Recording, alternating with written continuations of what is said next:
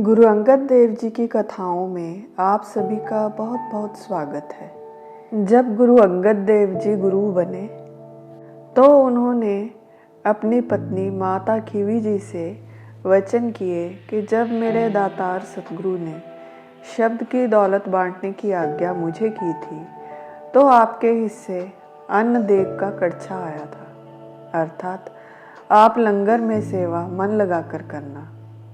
इतिहास गवाह है कि माता खीवी जी ने इतने प्रेम से संगत की सेवा की कि उनका नाम गुरु ग्रंथ साहिब जी में दर्ज हो गया। उस समय महिलाओं को घर से बाहर निकलकर काम करने की आज्ञा नहीं थी।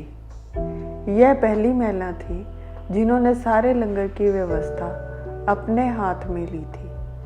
उनके मीठे स्वभाव के कारण कई लोगों को सिक्खी धारण करने की प्रेरणा भी मिली। उसी लंगर में एक माणा नाम का सिख रोज भोजन करता था। वह सभी सेवकों से लड़ता रहता। शरीर से ताकतवर होने के कारण कई बार सेवकों की पिटाई भी कर देता। तो कई सिखों ने मिलकर उसकी शिकायत गुरुजी से की कि अगर इसे कोई काम के लिए कहें तो जवाब देता है कि तुम्हारा कहना नहीं मानूंगा, सिर्फ गुरु के वचन मानूंगा। गुरुजी ने शिकायत सुन माणा को अपने पास बुलाया और उसे समझाते हुए कहा, भाई सभी की सेवा किया कर। माणा ने अपने स्वभाव अनुसार तुरंत उत्तर दिया, मैं इनका सेवक थोड़े हूँ, केवल आपका काम करूँगा और स्वर्ग लूँगा। उसके इस जवाब पर गुरुजी ने स्वाभाविक ही वचन कर दिए, अगर स्वर्ग ही लेना है तो वन में चिता रचकर जल जाओ। गुरुजी का आदेश सुनते ही माणा वन की तरफ चल गया। वहां उसने एक चिता रची और आग लगा दी, परंतु आग में जलने से डर लगने लगा तो वह वहीं चिता के आसपास चक्कर लगाने लगा। इतने में वहां एक चोर आ गया। उसने बहुत पाप और खून किए थे। उसने माणा से चिता के आसपास चक्कर लगाने का कारण पूछा तो माणा ने सारा वृतांत सुना दिया। चोर ने पहले भी गुरुजी की महिमा सुन रखी थी। उसने मन में विचार किया कि मैंने तो सारी उम्र पाप ही किए हैं, इतने पापों के बदले मौत के बाद नरक तो जाना ही पड़ेगा। अगर यह गुरु का वचन मेरे चुराए हुए इस सारे माल के बदले दे दे तो इससे सस्ता सौदा और क्या होगा। तो चोर ने माणा से कहा, तुम इन गहनों के बदले गुरु का हुक्म मुझे भेज दो, तुम्हारी जगह आग में मैं कूद जाऊंगा। माणा ने तुरंत वह गहने ले लिए और घर लौट आया।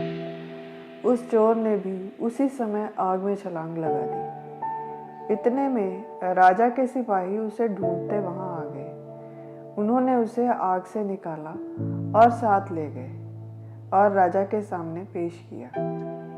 राजा ने चोर से आग में कूदने का कारण पूछा तो उसने सब सच सच बता दिया कि गुरु के वचन थे, अगर स्वर्ग चाहते हो तो चिता में जल जाओ।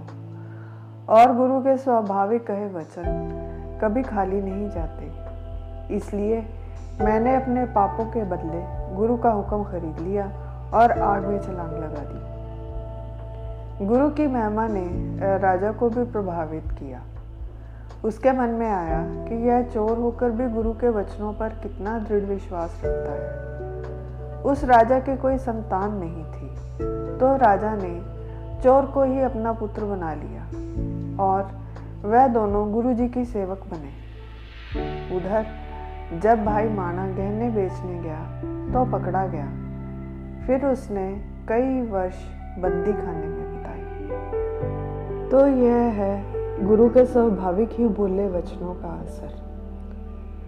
आज के लिए इतना ही, फिर मिलेंगे एक नई वीडियो के साथ। तब तक के लिए विदा। आपको यह वीडियो कैसी लगी कमेंट सेक्शन में ज़रूर बताइएगा। लाइक, सब्सक्राइब और शेयर करना ना भूलें। अनजाने में हुई किसी भी भूल के लिए हृदय से क्षमा और मेरी इस वीडियो को अपना अमूल्य समय देने के लिए आप सभी का बहुत बहुत धन्यवाद।